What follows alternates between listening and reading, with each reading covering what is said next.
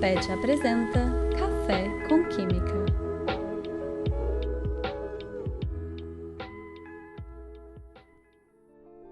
Olá, pessoal! Sejam bem-vindos ao podcast Café com Química.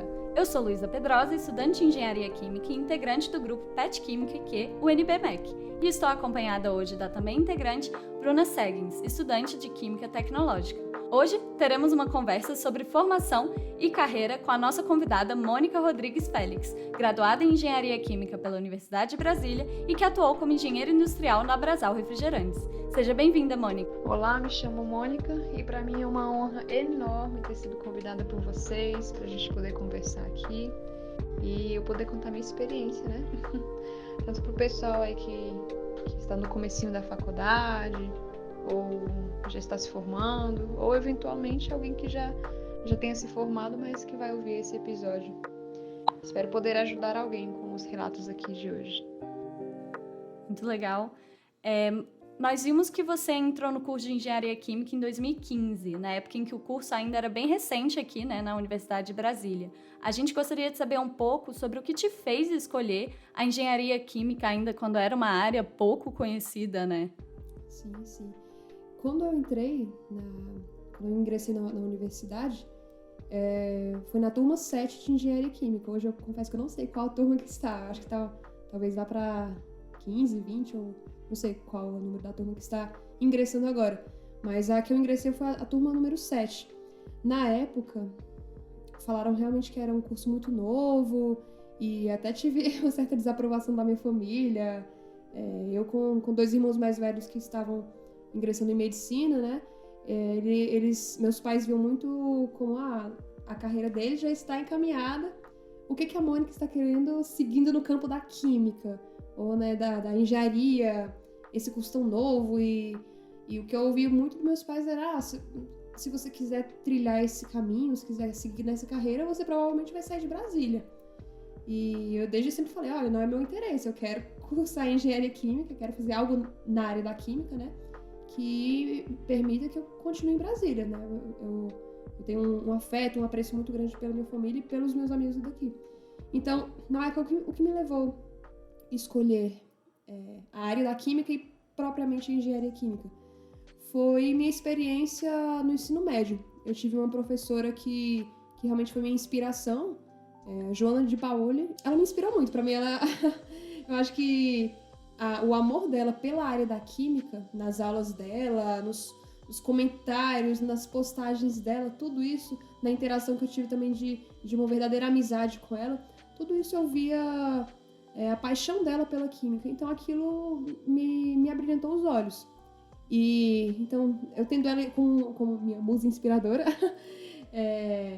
eu sei que de fato eu sabia que de fato eu queria seguir na área da química. E dentre os cursos de química, né, na época que eu fui avaliar, o que eu vi que eu mais teria liberdade de atuação seria engenharia química.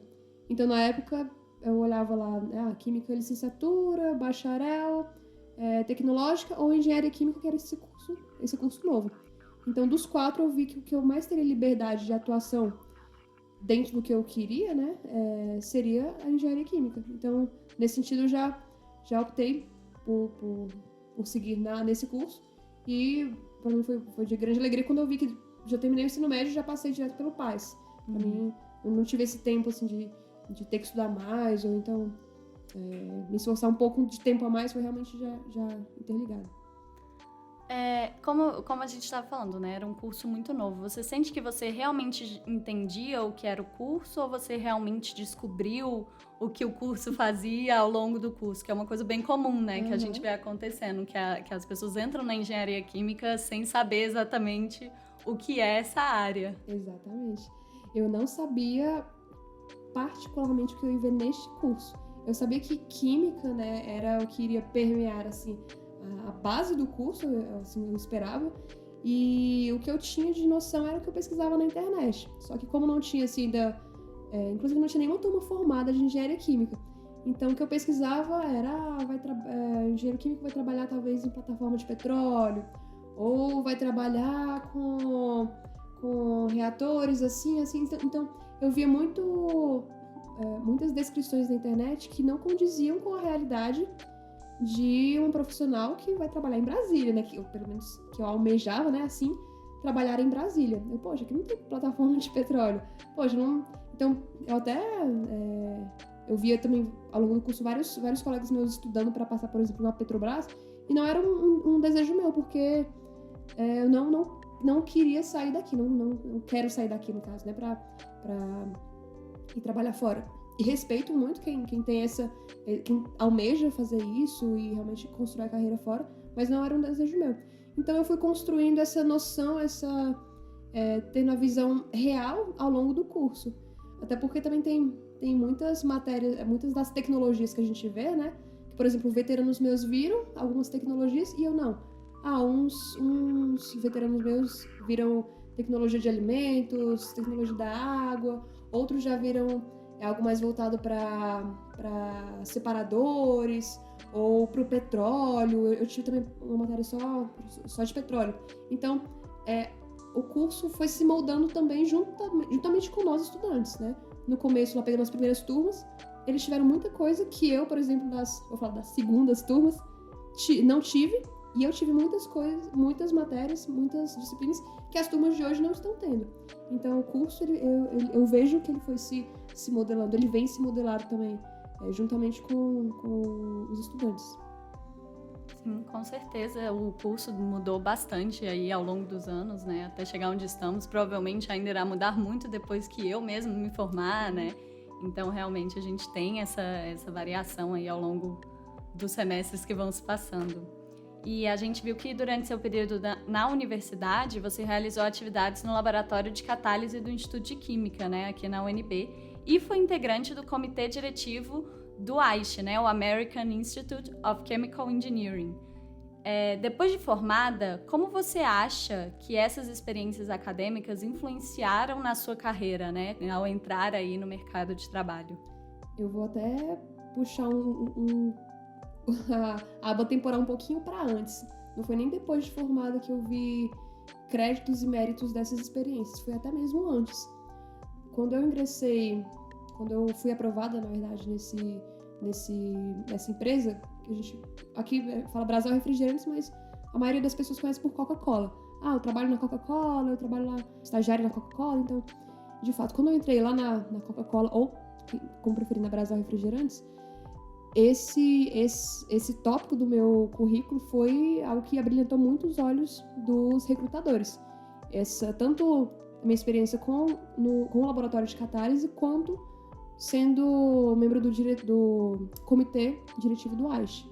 E eles perguntavam, mas como que você pode agregar aqui a nossa empresa? Agora vou falar empresa como um geral, não falando só da empresa que eu atuei. Como que eu vi essas experiências agregando as empresas, né, que de alguma forma vão contratar, vão receber estudantes que estão inseridos nesse meio. Eu vejo que, primeiro, a questão de você começar a lidar com pessoas, com projetos, com organizações de rotina. Às vezes, sim, por exemplo, eu vou falar algumas coisas que eu fazia no AICH e no laboratório de catálise. Eu mexia muito com organização de documentos. Por exemplo, documentos que nem tinham a ver com nada de química. Documentos de burocracias de UNB, de reservar sala, de mandar para a reitoria, ou de reservar algum auditório para a gente fazer algum evento, ou da gente contactar empresas para fazer visitas técnicas. Então, saber como se comunicar com as pessoas é muito importante nesse sentido de eu vejo que não adianta muito você ser um gênio, você ser um expert, você ser o top das galáxias em algum conhecimento, se você não sabe, de certa forma, vender seu peixe. Eu vi muito isso na minha atuação lá na Coca-Cola, né? E uma vez uma colega minha lá falava também, olha, Mônica, muitas pessoas aqui, às vezes, não querem nem saber se você sabe.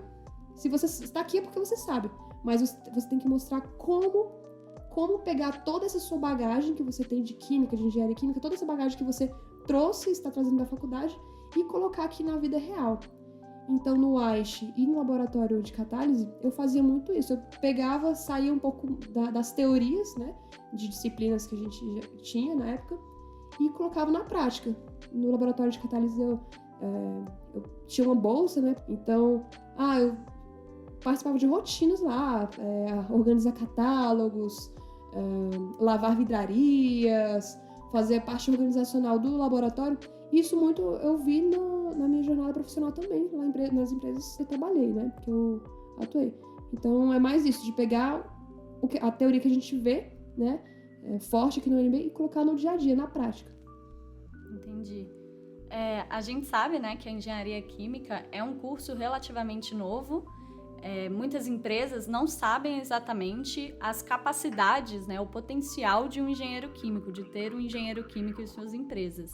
Baseado na sua experiência, qual a sua opinião sobre o mercado de trabalho nessa área de reconhecer o papel da engenharia química e principalmente as diferenças entre um profissional da engenharia química para o profissional das químicas, né? Vamos lá, eu vi isso claramente lá na Coca-Cola. Eu vejo também isso, relatos de outros colegas, né, de curso meu que já se formaram, que já estão atuando também. O que acontece? Muitas vezes o profissional da engenharia química, ele é contratado como um profissional da química. Falando propriamente da empresa que eu trabalhei. Eu via muitos colegas meus, eu tinha, se não me engano, uns 2 veteranos lá, que eram da engenharia química, que eles estavam no laboratório da segurança da qualidade, né, no laboratório lá da indústria, a parte de química mesmo, de tratar os processos da parte química. Então eu os via no cargo de técnicos, literalmente assim, no contrato, né? Técnico de química, assim, técnico tal de química. Ou de analista. Então, por exemplo, eu não cheguei a comentar, mas eu fui, algo que eu tenho muito orgulho, é que eu fui reconhecida, recebi uma certa forma, uma premiação, um reconhecimento da empresa, que eu fui a primeira engenheira mulher, né, lá da Coca-Cola de Brasília. No Brasil tem várias franquias e de Brasília foi a primeira engenheira mulher e também a primeira engenheira química, né? Então, esse combo aí de ser primeira engenheira mulher e primeira engenheira química. Porque as pessoas contratam muito os engenheiros químicos como técnicos ou analistas. Então, eu vejo na minha jornada, assim, algo que eu, de certa forma, tomei certos caminhos que me permitiram, de fato, ter a função, ter o cargo que eu almejo e que eu vejo que os engenheiros químicos também querem, que é ser engenheiro. Não é? Muitas, acho que a maioria dos casos de pessoas que saem formadas da UNB como engenheiros químicos é partir primeiramente para serem analistas ou técnicos. Então eu vejo muito isso, essa discrepância de talvez não ter muita noção de o que o engenheiro químico tem a mais. Não vou falar mais, o que tem de diferencial de um pessoal, por exemplo, que se forma em química tecnológica, ou química bacharel, ou química industrial. Então, isso vai um pouco do que eu falei na pergunta anterior, de você saber vender seu peixe. Não é você simplesmente chegar com sua bagagem e esperar que o seu recrutador saiba a diferença de um profissional das químicas. Você tem que mostrar para ele. Então, eu acho que cabe muito a nós também trabalhar esse desenvolvimento pessoal para que o que ele não saiba a gente possa ajudá-lo. Olha, eu sou profissional de engenharia química, eu quero ser contratado como tal, não como analista ou como técnico. Então, realmente se dá o devido valor nesse sentido. A minha trajetória eu vou falar um pouco mais pra frente, mas eu comecei como estagiário, depois passei para analista e, por fim, né, eu fiquei como engenheira. Mas isso é um processo, é algo também do valor que a pessoa, que o profissional se dá, né? Então, eu vejo muito assim. Entendi.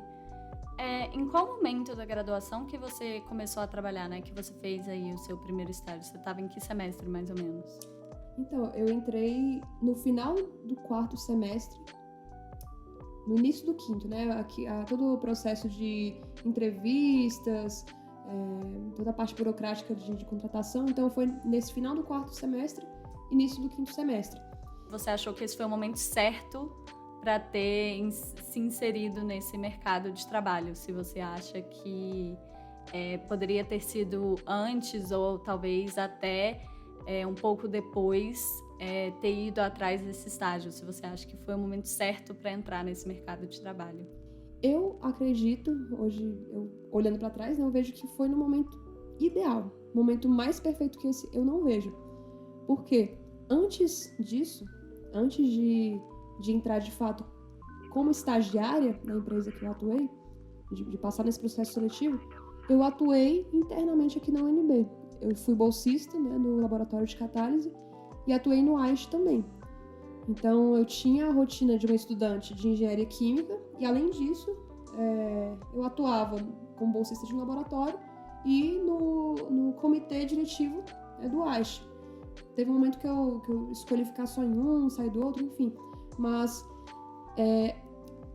dando esse passo atrás, né, temporalmente, eu internamente, aqui, de oportunidades dentro da UNB, eu comecei a buscar no final do primeiro semestre. Eu era uma caloura, assim, bem empenhada, bem proativa. Eu via muitas pessoas trabalhando no laboratório, dando seus relatos, e eu via, poxa, eu quero trabalhar em algum laboratório. Eu estou no primeiro semestre, estou terminando aqui, mas eu quero trabalhar em algum laboratório, seja remunerado ou não. Então, a doidinha aqui que eu fiz, né? Assim, finalizando o primeiro semestre, partindo para o segundo, né? Eu comecei a falar com muitos professores, né? Realmente bater na porta de laboratório, ou no final das aulas falar, professor, o senhor não teria uma oportunidade no seu laboratório para eu acompanhar a rotina, o dia a dia de vocês? Eu nunca falei assim, nada de bolsa, de remuneração. Eu só queria acompanhar e começar a entender como que eram os processos dentro dos laboratórios. De alguma forma, aprender com isso, né? Depois de receber muitos não, falou, poxa, a gente está procurando alunos mais pro final do curso, mesmo que seja alguma oportunidade, assim, algo de dentro da UNB, a gente está procurando alunos mais experientes. Então eu recebi muitos não, assim, com todo o respeito dos professores, claro, mas eu ia, porta fechada, quando um dia o professor José falou que teria uma oportunidade no laboratório de catálise. E isso, assim, de atender ao meu pedido de poder acompanhar as rotinas, né? Então, eu comecei a diariamente ir para o laboratório, ajudar até em certas rotinas de lá, com vidrarias, com preparo de soluções, algo assim bem do dia a dia, bem simples, eu diria. E um dia ele me ligou falando, olha, Mônica, surgiu uma bolsa aqui, né, do laboratório, você não teria interesse? Isso, eu estava no segundo semestre. Eu falei, mas claro que sim. Então no primeiro e segundo semestre eu já procurava oportunidades aqui dentro. E mais pra frente, né, passei acho que 1 ano e pouquinho no laboratório, mais pra frente eu entrei no AIST. Então, eu nunca fui assim nunca tive o perfil de ficar parada no sentido de, eu vou aqui ficar... Tem oportunidades e não vou desbravar, não vou explorar. Não, eu sempre quis explorar essas oportunidades. Então, tendo passado o laboratório de catálise e o AIST, né, lá no 4/5º semestre, foi quando eu comecei a pegar listas de indústrias em Brasília. Pesquisei um monte. Eu ia lá nos intervalos das aulas, eu ia para as salinhas lá do ICC e começava a ligar. Ligava. Muitas perguntavam, né, se tinha alguma oportunidade de estágio para engenheiro químico. Falava, tem, mas só pro final do ano. Ou, não tem. Ou, a gente tem, mas tá procurando alguém mais pro final do curso. Então, eu vejo que também eu ter passado a trajetória que eu passei foi muito do meu perfil de ir atrás, de correr, levar muitos nãos na cara e mesmo assim continuar. Opa, esse aqui não atendeu, não deu certo? Deixa eu ligar. Tem um polo industrial aqui em Santa Maria, deixa eu ligar em todas as indústrias lá. Então, fui muito atrás. Acabou que numa desses contatos, um amigo meu tinha me enviado, né, falando, olha, vai abrir um processo seletivo lá na Abrasal. Então, me inscrevi, foi nesse tempo que eu ingressei. E pra mim foi o tempo perfeito, porque do 4º semestre ao final do curso, eu já tinha saído de estagiária e já estava atuando como analista. Então eu me formei como engenheira, já estava atuando como analista, recebendo já e trabalhando sem ser estágio ou alguma bolsa, era de fato contratada. No caso, né, você estava falando isso só para colocar aí na linha do tempo, você começou a trabalhar como analista em 2021, né? Isso. Como analista de controle industrial na área da xaroparia da Abrasal. Isso. Você pode nos contar um pouco mais sobre o dia a dia, como era esse seu dia a dia como uma analista de controle industrial? Claro. Na área da xaroparia, assim, para quem não conhece, eu vou fazer algo que resume, né? O que é essa xaroparia? É simplesmente o coração da indústria de refrigerantes. É simplesmente o que faz a empresa se movimentar, né? Lá é onde é feito o refrigerante, a base do refrigerante, né? A gente lá internamente fala que temos os clientes internos, né? Então, por exemplo, nós, como xaroparia, a gente tinha que fazer a base do refrigerante com todas as especificações, né? Químicas, físicas, biológicas. Passávamos, né, esse nosso produto para o nosso cliente interno, que era a área que iria envasar. Então, a gente, se nós, de certa forma, se fizéssemos um refrigerante que estivesse fora dos padrões e passássemos para eles, então a gente provavelmente iria ser o gerador de talvez um derrame muito grande, um desperdício muito grande. Se chegar lá no fim, pegar uma garrafa de refrigerante, fazer análises nela, não, tá fora aqui acidez, tá fora aqui o açúcar, ou tá fora aqui alguma coisa. Então, tudo isso, todos esses parâmetros, eles tinham esse controle assim, com muito afinco, com muito esforço nessa área da xaroparia, que era realmente, para quem, deixa eu falar um termo assim mais entendível, talvez, seria como se fosse a cozinha, né? Uma cozinha onde realmente está sendo misturado, preparado, cozinhado, né? Onde está sendo produzido o refrigerante. Então lá, como que era a minha rotina? Eu entrei nessa área como estagiária e o supervisor lá da área, ele gostou do meu trabalho e desejou que eu fosse contratada lá como analista. Então de lá, foi lá que eu tive essa mudança, né? Saí até de 6 horas de trabalho para passar para 8 horas de trabalho diários. Lá eu me envolvia muito com rotinas de controle de processos mesmo, de limpeza e sanitização das linhas, de produção, de mudança de lotes, mudança de produtos. A gente fala assim, por exemplo, limpeza e sanitização, que é um dos procedimentos mais importantes da área. A gente fala assim como se fosse algo, limpar a tubulação. Só que não. Já pensou se você está produzindo Coca-Cola e a próxima produção é Coca-Cola zero? Você limpa, né, manda lá as soluções de limpeza das tubulações e fica algum resíduo de açúcar. Então esse resíduo de açúcar, se não tem esse controle todo, né, já foi realmente retirado todo o açúcar da tubulação. Se não tem esse controle, esse açúcar pode chegar numa garrafa final de Coca-Cola zero e um cliente, talvez, que vai abrir uma lata de Coca-Cola zero, esteja tomando açúcar e pode ter, talvez, algum problema, alguma crise, algum ataque decorrente disso. Então, realmente, a gente tem essa noção do perigo e da criticidade, né? De todo esse procedimento. Eu falei, esse é um exemplo de várias coisas que eu fazia lá. Mas eu me envolvia muito com rotinas. Lá, rotinas da área, adequações a auditorias. A gente tinha várias auditorias internas e externas de pessoas que vinham auditar, né? Ver se realmente a produção estava em conformidade com normas sanitárias, normas de segurança, normas ambientais. Então a gente tinha que, ao longo do ano, não só no momento assim que eu acho que a auditoria tá vindo. Tinha umas que era surpresa e tinha umas auditorias que não eram. Às vezes chegava o auditor, batia na porta, oi, auditoria aqui hoje. Era surpresa ou não, ou era programada, algumas, né? Então a gente tinha que se preparar, se adequar a tudo isso. Justamente porque, se não estivéssemos dentro, né, de todos esses critérios de segurança de alimentos, segurança do pessoal mesmo, segurança ambiental, a gente poderia ter a fábrica fechada. Por algum desvio, né, algum apontamento, alguma não conformidade. Então, eu me envolvia muito nessas rotinas de deixar os checklists, né, digamos assim, ok, e eu promovi também alguns projetos, né, eu levava à frente alguns projetos de melhoria para as áreas, no sentido de reduzir desperdícios de água, ou de energia, ou de insumos.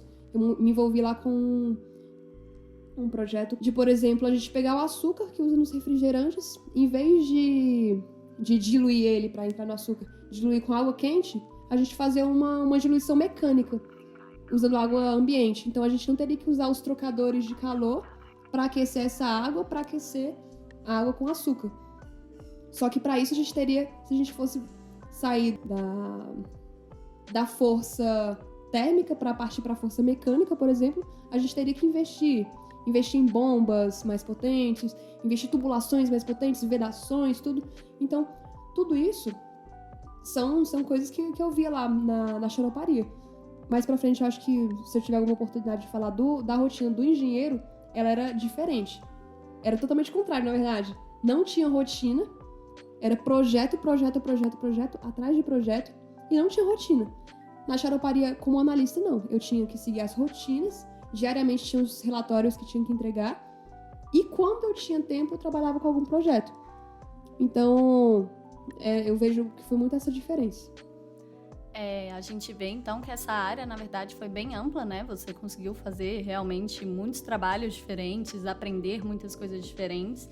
E a gente sabe que essa área, né, principalmente na indústria de alimentos, que a gente tem que ter muito cuidado realmente com essa produção final, com esse produto final que vai chegar aí para o consumidor, realmente tem que ter muito cuidado. E você tem experiência na área de gestão e asseguração de qualidade na indústria de alimento.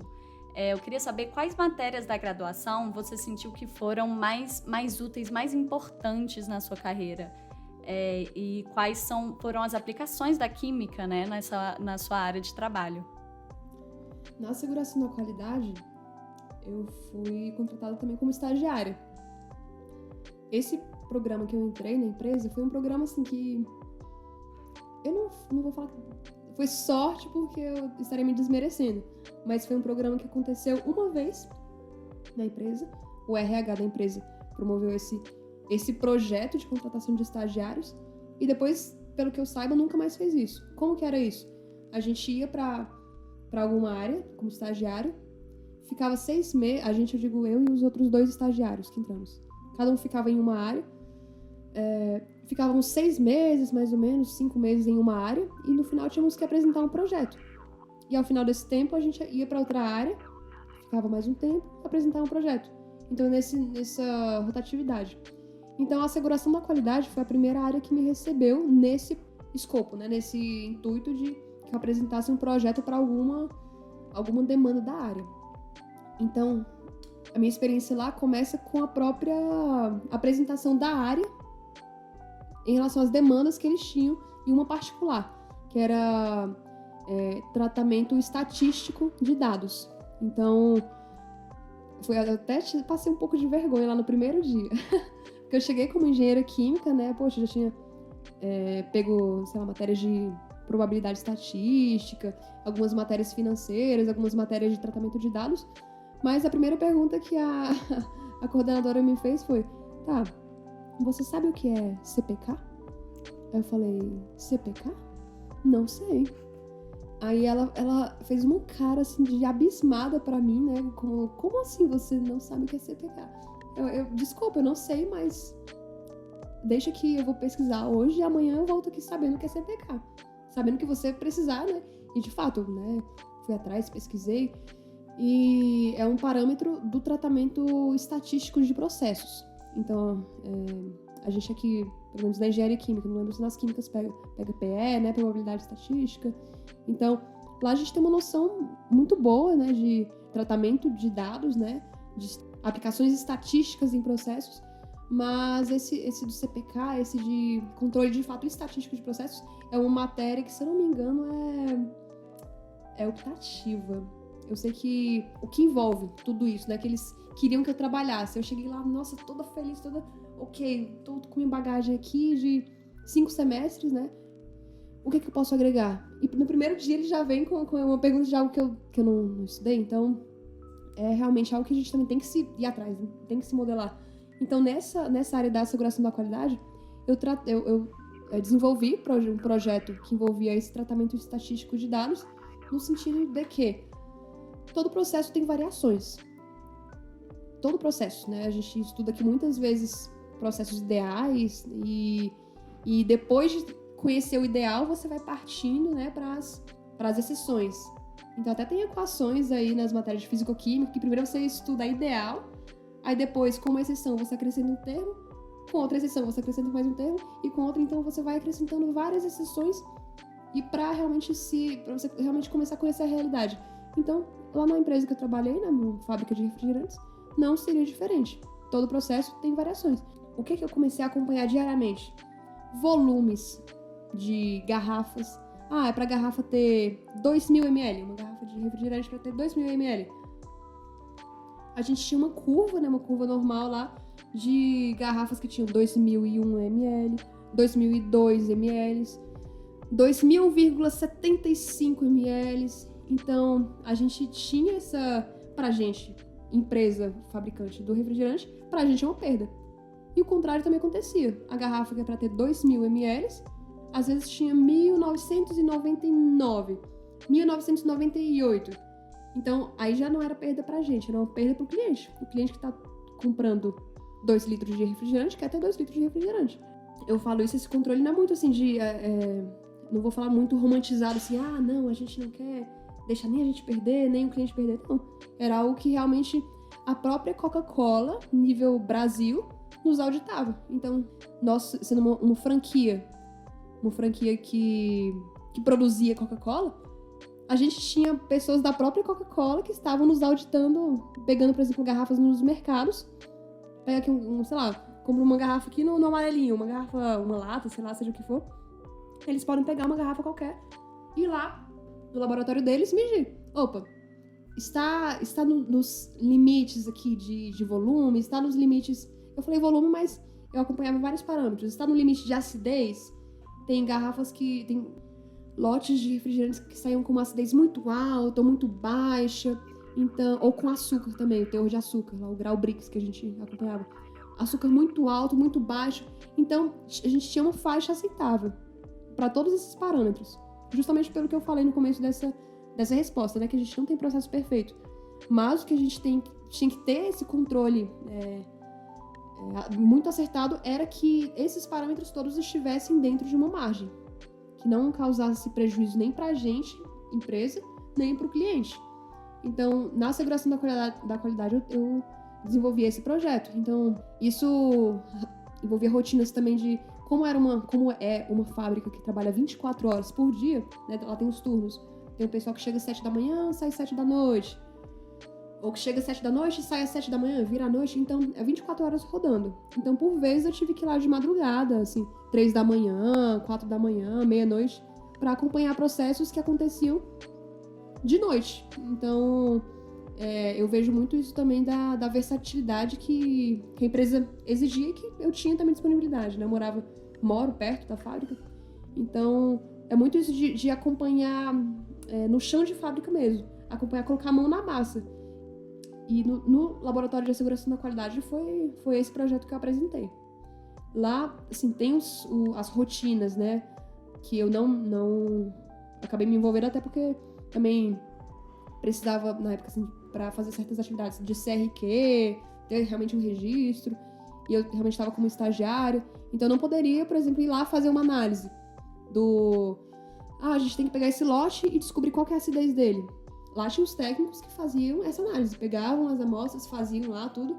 Eu não poderia, porque eu estava realmente fazendo um projeto que trabalhava esses dados todos, né? Então, colocar a mão na massa, realmente decidir ir lá, pegar a amostra, fazer análise, eu não fazia justamente por não ter CRQ também, e também porque o intuito da minha contratação lá foi apresentar o projeto embasado em todos esses dados que os técnicos coletavam. Entendi. E quais diferenças você percebeu, né, depois que você terminou o estágio, né, entre o estágio e o trabalho depois da sua graduação? Como foi também essa trajetória, né, que você teve aí na empresa? Como você falou, você já estava como analista antes de terminar aí a graduação. Sim. A maior diferença que eu vejo é em relação à responsabilidade. E é uma responsabilidade, assim, que aumenta exponencialmente. Porque na época de estágio, eu tinha que apresentar um relatório, um projeto, na verdade, para os meus gerentes, mostrando claramente o que eu sugeria que fosse feito de investimento, né? O CAPEX, o OPEX, quanto que a gente iria gastar, quanto que a gente iria lucrar, em quanto tempo a gente iria repor esse investimento feito para o lucro realmente começar a gerar um lucro de fato. Então eram assim, estudos, né, que iriam findar numa proposta de melhoria. quando eu fui contratada de fato, e agora eu vou falar já no meu cargo de engenheira, que eu já comentei como analista, né, como que eu trabalhei. Então agora eu vou falar como eu trabalho como engenheira, que eu vou puxar esse gancho aí, que é onde entra a responsabilidade de fato. Saí do estágio, fui contratada como analista, né? Então eu me formei já como analista e um pouco, acho que uns 2 meses depois de formada, surgiu essa vaga de engenheira, de fato, não ser mais analista, ser engenheira na carteira assinada, e eu fui aceita nessa vaga. Então, qual que é a diferença maior quando eu estava no estágio ou quando eu estava sendo contratada como engenheiro? No estágio, até pegando o final da graduação, eu tinha que, deixa eu parar aqui, fazer uns cálculos, pesquisar aqui, calcular, por exemplo, sei lá, operações unitárias. Aqui na matéria da UNB mesmo, uma prova pedindo para eu calcular a perda de carga de uma bomba. Ok, eu calculo, faço tudo lá e apresento um número no final. Isso, no máximo, que o meu erro, no máximo, pode causar o quê? Uma questão zerada pra mim de uma prova. Poxa, é complicado, é chato e tal, mas eu vi isso, né, no final da faculdade, né, no período de estágio, e o que eu vi como engenheira lá, já contratada? O meu gestor falando, Mônica, vai lá pra estação de tratamento de água, dimensiona as bombas, vê como que elas estão dimensionadas, na verdade, e calcula a perda de carga pra ver se elas estão devidamente dimensionadas. Ou se a gente não tem que trocar diâmetro de tubulação, ou se a gente não tem que trocar de fato a bomba, que está mal dimensionada para esse processo. Porque, por vezes, como é uma fábrica que tem mais de 30 anos, né, por vezes ocorreram mudanças, o pessoal da manutenção ia lá e talvez tirava uma tubulação de 4 polegadas e colocava uma de 6 polegadas. Poxa, isso com certeza vai afetar a pressão lá entre os, né, do começo, do fim, vai afetar a perda de carga, vai afetar a atuação da bomba, para ver realmente, poxa, ela continua no ponto ótimo, essa bomba aqui? E não tô falando só de uma bomba. Numa área lá tinha, sei lá, 10 bombas, várias bombas.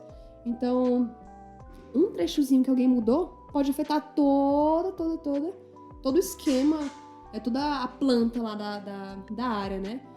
Então, eu ir lá com né, o meu cargo, a minha função de engenheira, e falar bem assim, olha, a perda de carga é essa, a bomba não tá bem dimensionada. A gente precisa comprar tal bomba. O que eu falei de um erro lá na faculdade, que causava uma nota 0, se eu errar aqui nesse dimensionamento, vai custar o quê? Uns 100 mil, 200 mil reais de uma bomba nova que vão comprar, que talvez não seja correta. Então lá eu vi muitos casos de pessoas que, estando numa certa posição de poder, na verdade poder não, de ter que dimensionar certos processos, dimensionavam errado e acabavam causando prejuízo, assim, às vezes de milhares, eu já vi causar de milhões para a empresa. É essa a diferença que eu vejo, né, de responsabilidades.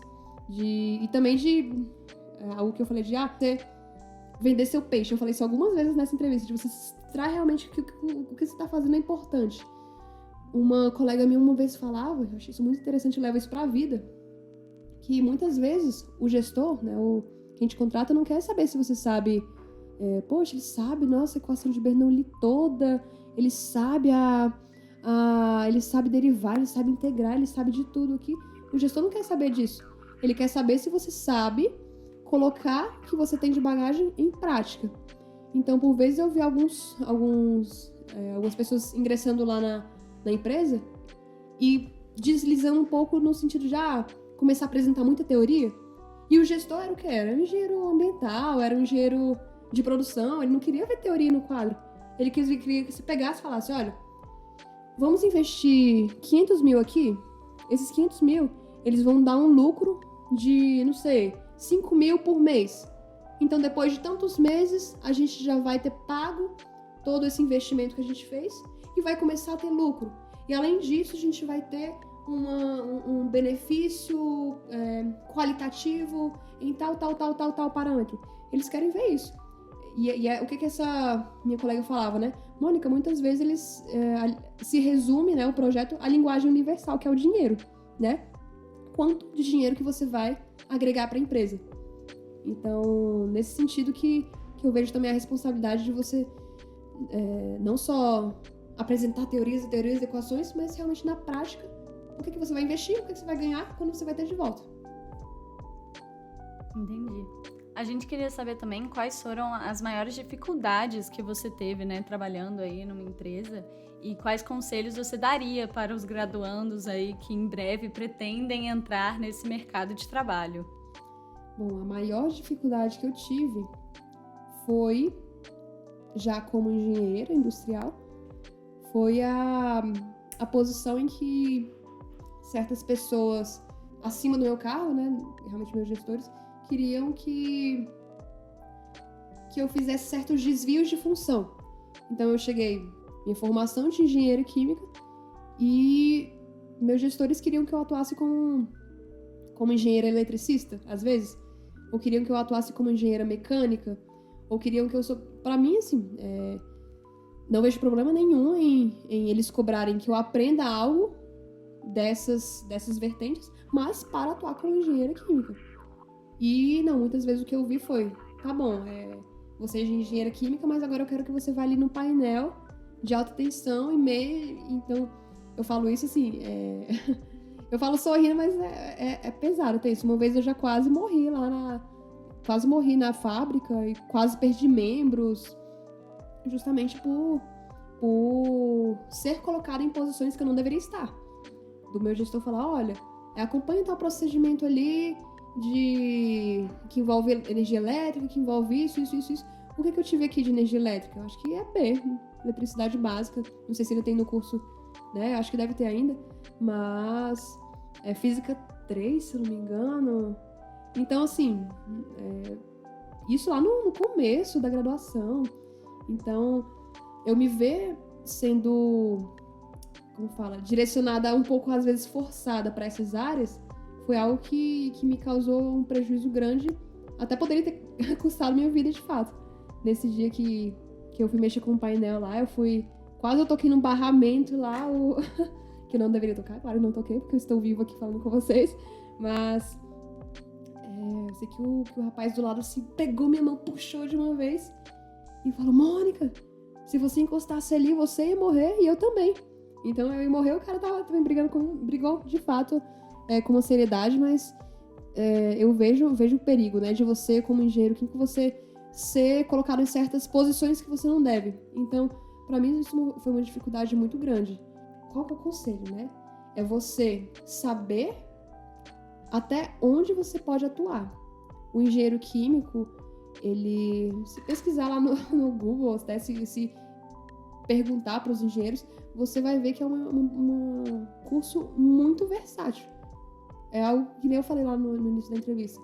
Você pode mexer com petróleo, você pode mexer com agronegócio, você pode mexer com dados, você pode mexer com um monte de coisa. Com refrigerantes, eu mexi aqui, né? Só que dentro da sua atuação você tem que saber até que ponto você pode sair, né, da sua bagagem de formação e atuar com o que estão te pedindo, né?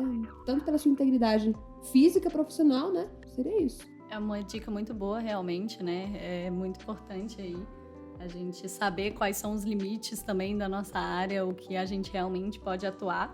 E depois de anos, né, realmente aí atuando no mercado de trabalho, a gente queria perguntar para vocês quais são os planos para o futuro. Vamos lá, planos para o futuro. No momento, acho que até o pessoal que me recebeu aqui, eles viram, né? Eu estou grávida, estou esperando um filho. Eu no ano passado, tive meu primeiro filho e estou grávida do meu segundo filho. Então, nesse período da minha vida, é algo que eu estou querendo fazer, é realmente focar na maternidade. Então, o que eu fiz? Eu até comentei com o pessoal aqui do PET que eu pedi demissão, né, desse emprego lá na Brasal, que pra mim foi um sonho, né? Foi um sonho que eu vivi durante 5 anos e meio, realmente como engenheira. Eu acredito que é um sonho você atuar em chão de fábrica, ir lá colocar a mão na massa. Só que, por exemplo, chegou um período no ano passado até, que eu estava atuando com certas coisas, né? Estava atuando com amônia, com ácidos. Inclusive, por desleixo meu, acabou caindo ácido na minha mão. Estava respirando amônia. Talvez por a máscara que eu tivesse lá não estivesse tão adequada. Então, diariamente me colocava em situações de insalubridade. E numa dessas situações eu pensei, caraca, já pensou se eu tô grávida?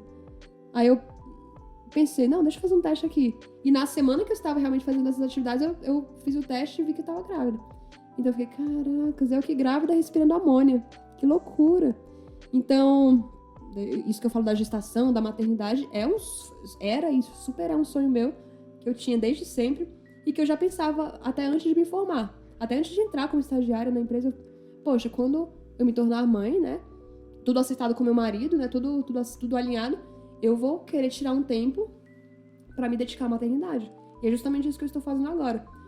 Então, nesse sentido, 5 anos e meio de atuação, né, na indústria, após esses 5 anos e meio, eu preferi me retirar justamente por causa da insalubridade, né?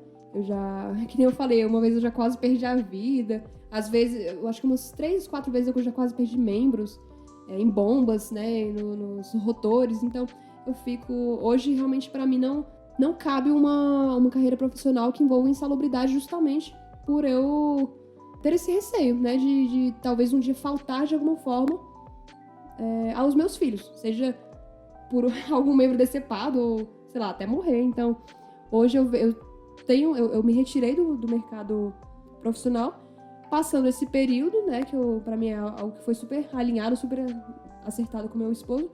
Eu já vou começar a focar em concursos na área ou ambiental ou na área de banco. Aí você fala, nossa, mas banco? Que loucura, a gente tá falando de indústria aqui, de engenharia. Eu acho que vocês devem conhecer, ou pessoas próximas, ou veteranos. Muitos saíram da universidade e partiram realmente para áreas já administrativas. Justamente porque a engenharia química, ela é muito versátil. Eu falei isso já algumas vezes, que ela é muito versátil. Então, você ter essa noção de trabalhar, eu vou falar, uma caixinha preta, né? Que você tem um problema, um processo, tem as entradas e tem saídas, e que você tem que saber lidar com esses processos, não é só numa indústria que você vê. Você vê isso num banco, você vê isso numa empresa de administração, você vê isso numa empresa de finanças. Olha para o processo como uma caixa preta. As entradas e saídas, como você vai tratar tudo isso, como lidar, quais investimentos, perdas, lucros. Então, a gente tem muito essa base aqui no curso de Engenharia Química. E é isso, eu tô muito feliz, né? Hoje eu realmente me encontro muito, muito feliz, né? Muito plena. Realizei um sonho, que era trabalhar em indústria. Realizei um mega sonho, que era me tornar mãe, né? E estou vivendo esse sonho ainda e pretendo já, no final desse ano, começo do ano que vem, seguir com outro sonho, que é ingressar no mercado de empresas públicas, né? Ingressar em concursos. Então, é nesse ponto da minha vida que eu estou hoje. Muito obrigada, Mônica, por compartilhar com a gente, né? Pela sua participação, te parabenizar também pelas suas conquistas, por ter conseguido realizar tanta coisa aí, e agradecer por ter compartilhado aí um pouco com a gente sobre a sua carreira, sobre a sua vida pessoal. Foi muitíssimo proveitoso. Se você quiser aí passar umas últimas palavras para os futuros engenheiras que estão nos ouvindo. Bom, eu que agradeço. Para mim, realmente é um motivo de muita alegria estar aqui conversando com vocês, né? Compartilhando essa experiência. E uma palavra que eu deixo, né, para quem está cursando engenharia química, química bacharel, química tecnológica, seja o que esteja cursando, né? É para não desistir por causa de alguma frustração acadêmica. Eu falo isso porque, me abrindo também aqui, abrindo um pouco da minha vida pessoal, é que quando eu estava na graduação, eu fui jubilada. Eu reprovei a disciplina de controle de processos 3 vezes, acho que 2 seguidas, uma mais pra frente, e justamente porque eu passei por alguns altos e baixos em relação à saúde mental durante a graduação. Eu tive depressão, eu tive ansiedade, e chegava momentos na graduação, pegava muita coisa, eu falei, poxa, eu estudava, eu queria participar do laboratório, do WAISH, queria pegar estágio, Então, eu abraçava muitas coisas para fazer. E chegou o momento da graduação, que realmente eu comecei a apresentar depressão e, na sequência, né, nos meses seguintes, crise de ansiedade. Então, eu chegava nas provas, de TA uma vez, lá, controle, eu chegava nas provas, escrevia meu nome, levantava e ia embora, porque eu não conseguia fazer as provas. Então, foi um período, assim, obscuro da minha graduação. Cheguei a ser jubilada, e quando eu apresentei esses laudos, né, de realmente de saúde mental, né, desses problemas, eu fui aceita novamente, né, com as condições, né, de que foram passadas. Eu não sei se alguém que tá ouvindo aqui já foi jubilado ou não, mas se foi ou não, você sinta-se acolhido ou acolhida. E é isso, assim, o conselho que eu deixo é: você tá indo mal nas matérias? Tá tirando MI, tá indo mal? Não se preocupa, de verdade, porque o que você vai ver aqui fora da universidade é diferente, não vou falar totalmente diferente, porque você leva a sua bagagem daqui, né? Não vou ser hipócrita que falar que não é importante, é mega importante. Mas você tem que saber como trazer toda essa bagagem e colocar em prática, colocar no dia a dia, colocar em fatos reais. Muito obrigada novamente. Ficamos por aqui. Mais notícias sobre o podcast Café com Química e também sobre outras atividades do PET Química IQ, o NBMEC, podem ser encontrados no nosso Instagram, @petquimicaunb, e no nosso site, petquimica.iq.unb.br. Obrigada por ouvir nosso podcast de hoje e até a próxima! Este episódio foi feito com a participação de Luísa Pedrosa e Bruna Seguins como entrevistadoras, Ellen Ferreira como roteirista e editora. Também gostaríamos de dar nossos agradecimentos ao Ministério da Educação por meio da Secretaria de Educação Superior e ao Fundo Nacional de Desenvolvimento da Educação, FNDE, além do Instituto de Química da Universidade de Brasília.